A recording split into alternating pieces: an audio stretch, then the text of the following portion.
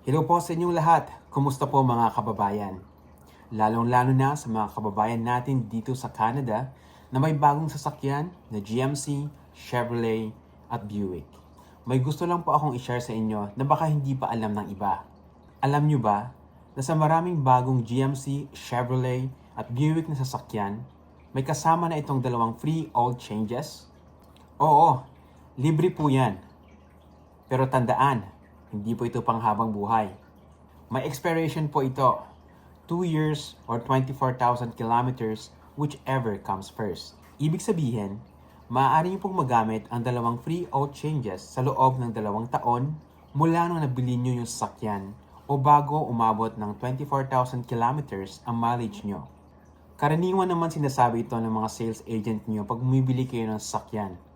Pero aminin natin, dahil sa excited tayong iuwi na yung bagong sasakyan, minsan, hindi na natin masyadong naaalala yung mga detalye.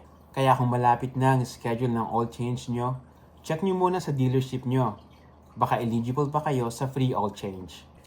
Sayang din naman ang matitipid ninyo kung pupunta pa kayo sa ibang shop para magpagawa at magbayad. Kung sa dealership nyo naman ay libre. Sana nakatulong ang maikling tip na ito.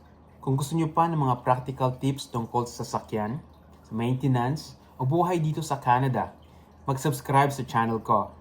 At huwag kalimutang i-click ang notification bell para updated kayo sa mga bago kong mga videos.